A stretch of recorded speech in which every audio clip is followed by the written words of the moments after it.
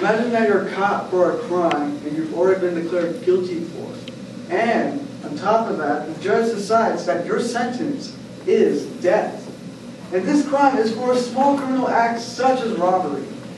Today, we're going to be talking about the death penalty and why it should be abolished, as we need to be signing petitions and making it federal law to make the death penalty illegal across the United States, as it violates our human rights. For those who agree with abolishing the death penalty, we must discuss what problems the death penalty holds and ways to resolve these problems. To begin, let's start by understanding what problems the death penalty holds, what factors might influence an individual to have the death penalty, as well as what happens when one is sentenced to have the death penalty. The death penalty, also known as capital punishment, is used to kill an individual for their crimes. But not all crimes deserve to have this unjustified action that is against our human rights. It has been used to kill an individual that committed any type of crime that occurs, ranging from ordinary crimes to major crimes. Anthony McGain, a professor with a PhD in political science at the University of California, as well as his co-researcher Wayne Sandholz, a professor also with a PhD in political science at the University of Southern California, has stated during the research that many countries first abolished the death penalty for ordinary crimes, and then in later years abolished the death penalty for all crimes. Meaning that before abolishing the death penalty was even considered, any crime that anyone ever committed could receive capital punishment. Nadia Ansawicki, a professor with the J.D. cum laude in law at Loyola University of Chicago, wrote about a court case, Baz versus Reeves, and stated how the Supreme Court notes that the death penalty does not violate the Eighth Amendment's prohibition against cruel and unusual punishment, meaning that it is not classified as cruel and unusual punishment, and it's not against our rights.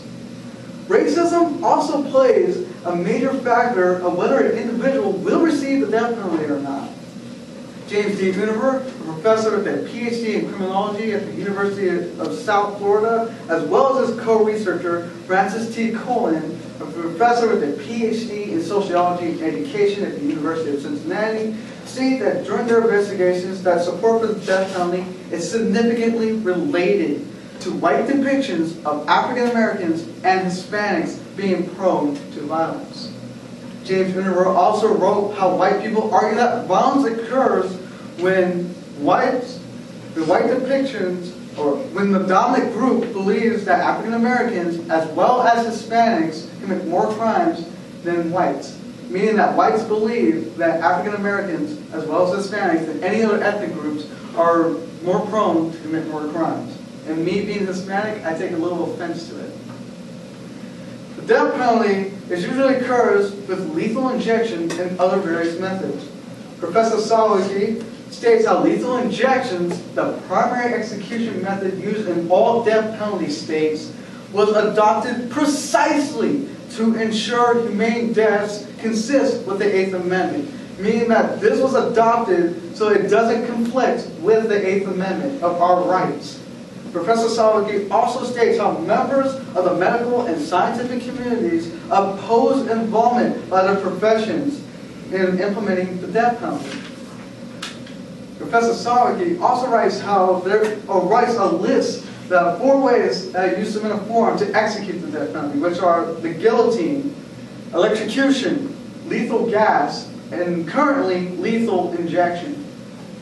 Now that I've talked about the problems with the death penalty and what it holds, as well as what factors could influence the death penalty, and what occurs when one is sentenced to have it, let's now talk about resolving this matter. We should try to abolish the death penalty, or at least try to decrease the usage of it within each individual state across the United States. Several states already abolished the death penalty, but there is no federal law within our government that states that the death penalty should be illegal across every individual state within the U.S. Although some states still today use the death penalty, we could sign petitions in order to at least reduce the usage of the death penalty and hope that each state that reduces the usage of the death penalty will eventually give up on using it. Raising awareness and building organizations is also another way to help abolish the death penalty. Professor Salaki wrote how if abolishing the death penalty requires public awareness for the harms inflicted during these box executions, then these harms must continue. Professor McGann also wrote how international NGOs, non-government organizations, have helped to build human rights and the idea of the death penalty abolition as part of our world culture. Professor McGann also wrote how various international NGOs have helped support to end capital punishment. And although these NGOs are usually targeted for the international level, the United States is part of the international globe, and it has received help from these NGOs in order to reduce the usage of capital punishment within each state. We as a society have already started to decline the usage of capital punishment. Sarah Bev Kaufman, a professor with a PhD in sociology and anthropology at Trinity University, wrote in an article about how people believe that the United States suggests using the death penalty more frequently because of the events of 9/11. But it's actually been declined significantly since the beginning of the 21st century. Professor James Univer also wrote how white support for the death penalty has declined since 1990s to 2000s. Now that I've talked about ways of how we can resolve this matter, it's time to start concluding on why it is important to abolish this death penalty.